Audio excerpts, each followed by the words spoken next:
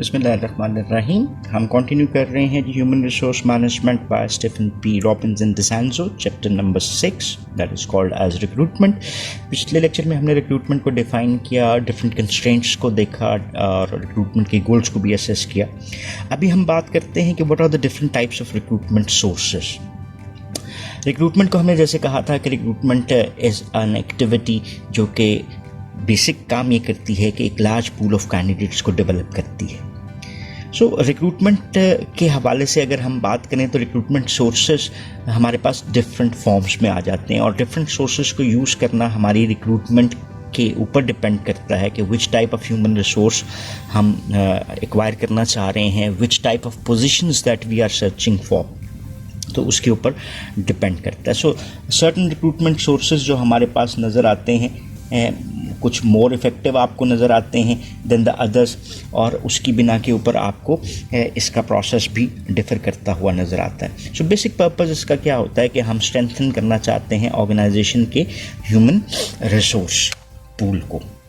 हमारे पास जो सोर्सेज आ जाते हैं उसके हवाले से अगर हम बात करें तो हम या तो इंटरनल सर्च कर सकते हैं ऑर्गेनाइजेशन के हवाले से कि हमारे पास जो सोर्स है वो इंटरनल नेचर का हो, या हमारे पास ये चलें जी इस सोर्सेज को हम थोड़ा सा देखते हैं। What are the sources.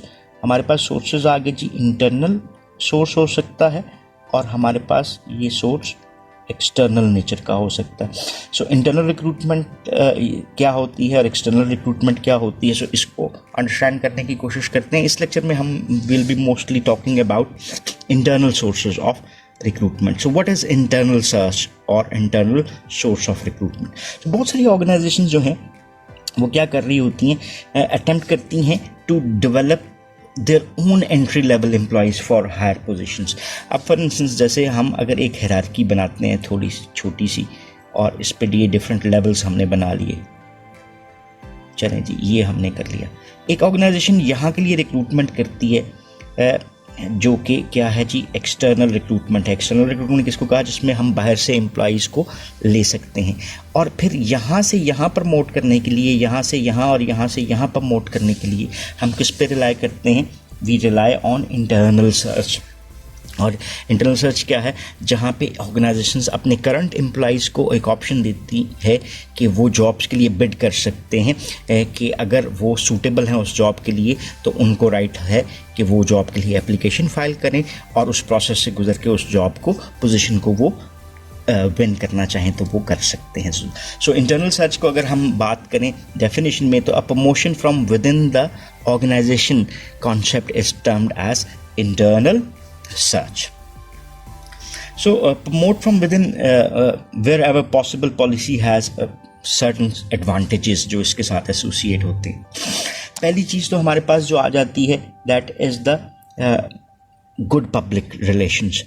क्योंकि ऑर्गेनाइजेशन में एम्प्लॉयज़ एक तरह से मोर सेटिस्फाई रहते हैं कि whenever there is an opportunity they are being given a chance कि वो उस अपॉर्चुनिटी के लिए अपने आप को अपनी सर्विसेज को ऑफ़र कर सकते हैं। और जो स्टेगनेशन किसी भी जॉब के साथ रिलेट करती है कि लंबे अरसे तक एक एम्प्लॉय एक ही जगह पे काम कर रहा है, उस कॉन्सेप्ट को भी हम रिड्यूस कर सकते हैं। दूसरी चीज़ जो है वो है कि ओवरऑल मोरल बिल्ड होता है, एक हेल्दी कंपटीशन जनरेट हो रहा है जिसमें anyone who works better might be getting a good opportunity for being promoted.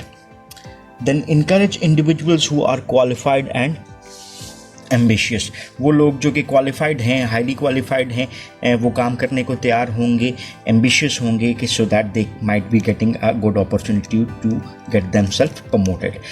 Then जी improve the probability of a good selection because information on the individual performance is readily available। जो एक शख्स 4 साल से काम कर रहा है उसके पास हमारे पास इंफॉर्मेशन ज़्यादा है, 4 साल से वो उसने क्या किया, क्या अच्छा था क्या बुरा था। हमारा ह्यूमन रिसोर्स इंफॉर्मेशन सिस्टम हमें उसके मुतालिक डाटा ज़्यादा अच्छा प्रोवाइड कर सकता है। हमारे पास 4 साल के अप्रेजल रिपोर्ट्स हैं, परफॉर्मेंस असेसमेंट रिपोर्ट्स हैं, तो उसकी बेस के ऊपर हमारी सिलेक्शन जो है वो स्ट्रेंथन हो सकती है। देन कॉस्ट की अगर हम बात करें तो less costly than going outside to recruit. Outside recruitment के लिए आपको लार्ज स्केल पर एडवर्टाइजमेंट्स करनी पड़ सकती हैं, हंटिंग करनी पड़ सकती है, फीस पे करनी पड़ सकती हैं, लार्ज पूल को मैनेज करने के लिए आपकी कॉस्ट ज़्यादा होती है। सो ओवरऑल अगर आप इंटरनल रिक्रूटमेंट पे जा रहे हैं तो आपकी जो कॉस्ट है वो भी रिड्यूस रहती है। Help with recruiting entry level workers. So आपके पास क्या आ गया कि आपने हायर पोस्ट के लिए इंटरनल रिक्रूटमेंट की, तो इंटरनल रिक्रूटमेंट आपको सपोर्ट करती है एक्सटर्नल रिक्रूटमेंट के लिए कि आप एंट्री लेवल वर्कर्स को एक्सटर्नली रिक्रूट कर सकते हैं, और देन जो उसमें से अच्छे हैं उनको फिर इंटरनल रिक्रूटमेंट के प्रोसेस में आप आगे लेकर जा सकते हैं। Then reduce orientation and training cost. आपकी जो भी रिक्रूटमेंट है उसके साथ एक और कॉस्ट एसोसिएट होती है, that is training and development. कि एक नए एम्प्लॉय को जब आप बाहर से लेकर आते हैं तो उसको ऑर्गेनाइजेशन, उसके कल्चर, ओरिएंटेशन नहीं हुई होती, सोशलाइजेशन नहीं होती, तो आपको उसको लार्ज स्केल पे ट्रेनिंग्स में इन्वॉल्व करना पड़ता है, which is a costly process. तो वो इंडिविजुअल जो within the organization promote हो रहा है वो इन सब चीज़ों को पहले से अंडरस्टैंड करता है, सो उस हद तक ट्रेनिंग कॉस्ट आपकी नहीं आती।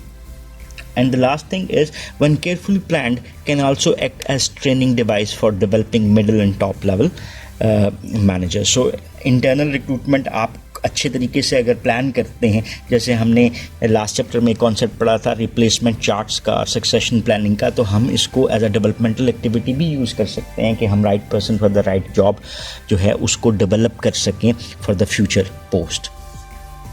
सो इसके साथ एसोसिएटेड हमारे पास जो नज़र आते हैं सिर्फ और सिर्फ एडवांटेजेस ही नहीं हैं, there can be certain possible potential disadvantages of using of internal sources. यहाँ पे हम थोड़ी सी बात करते हैं जी डिसएडवांटेज पे, ठीक है। और वो क्या है जी, promoting from within an organization creates problems if the organization use less qualified internal candidates. जैसे फॉर इंस्टेंस आपको नज़र आता है कि एक इंडिविजुअल जो अच्छे से ऑर्गेनाइजेशन में काम कर रहा था लेसर क्वालिफाइड था, जैसे आपको हमारे पाकिस्तान में भी बैंकिंग सिस्टम में नज़र आता है, और वो हायर पोस्ट पे काम कर रहा है, for instance he was simple BA, और लेकिन आपको जो नए MPhil या MBAs जो नज़र आते हैं वो क्वाइट लोअर लेवल के ऊपर काम करते हुए नज़र आ रहे हैं, और ये आपके लिए एक लॉस ऑफ रिसोर्स हो सकता है। जब आपके पास हायर क्वालिफिकेशन के कैंडिडेट्स बाहर बैठे हुए हैं, आपको नज़र आ सकते हैं, मिल सकते हैं, तो आपको सफ़र करना पड़ता है। देन हमारे पास और इसमें चीज़ें आ जाती हैं कि इंटरनल सर्चेज आल्सो में generate in fighting among rival candidates. In fighting हम इसको कह रहे हैं कि जी आई हैड द राइट कि मुझे प्रमोट किया जाता, मुझे नहीं किया गया, उसको कर दिया गया है, तो ऑर्गेनाइजेशनल पॉलिटिक्स इन्हांस हो सकती है विद इन द ऑर्गेनाइजेशन। जो प्रॉब्लमेटिक इश्यूज़ हैं वो भी यहाँ पे आपको डेवलप होते हुए नज़र आते हैं। देन जी एक और जो इम्पोर्टेंट है कि आपको आउटसाइड फॉल्ट्स उस तरह से नज़र नहीं आते। बाज़ औक़ात कुछ एम्प्लॉयज़ जो हैं जो आप एक्सटर्नली ले रहे होते हैं वो new knowledge, skills and abilities रखते हैं, वो नए सिस्टम प्रोसेसेस को समझ रहे होते हैं, जबकि हमारे पुराने एम्प्लॉयज़ पुरानी चीज़ों के ऊपर ही आपको सेटिस्फाइड नज़र आते हैं, तो वो भी हमारे लिए एक लॉस हो सकता है। सो दीज वो फ्यू थिंग्स जो कि डिसएडवांटेजेस के तौर पे एसोसिएट करते हैं। अभी हम देख लेते हैं कि हमारे पास सोर्सेज ऑफ रिक्रूटमेंट इंटरनल क्या आ सकते हैं। इसमें जी हमारे पास पहली चीज़ आ गई employee referrals and recommendations. Employee referrals हम किसको कह रहे हैं? Recommendation from a current employee regarding a job applicant.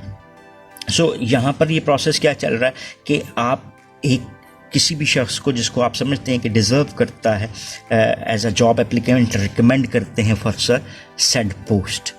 So one of the better sources of individuals जो कि most likely perform effectively on the job वो है रिकमेंडेशन की बेसिस पे फ्रॉम द करंट एम्प्लॉय। इसकी रीजंस क्या है कि जी एम्प्लॉयज़ रेयरली रिकमेंड उस शख्स को कर रहे होंगे या सीनियर्स आपके अनलेस अनटिल दे बिलीव कि ये इंडिविजुअल जो है वो एडिक्वेटली परफॉर्म कर सकता है। सो क्योंकि image of the recommender is also associated with the same process. So ये तो आ गया जी हमारे पास एम्प्लॉय रेफरल्स और recommendations. So this is one method which is highly used for the internal employment. Then हमारे पास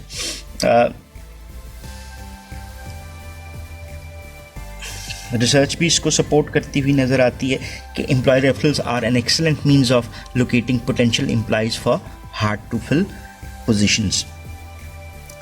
सो यूनिवर्सल एप्लीकेशन आपको नज़र आती है. लोअर लेवल जॉब्स हैं, मैनेजरियल लेवल पोजीशंस हैं, उनके लिए आप रिकमेंडेशंस को यूज़ कर सकते हैं फ्रॉम द करंट एम्प्लॉयज़ और इसके ज़रिए उन पोजीशंस को फिल कर सकते हैं.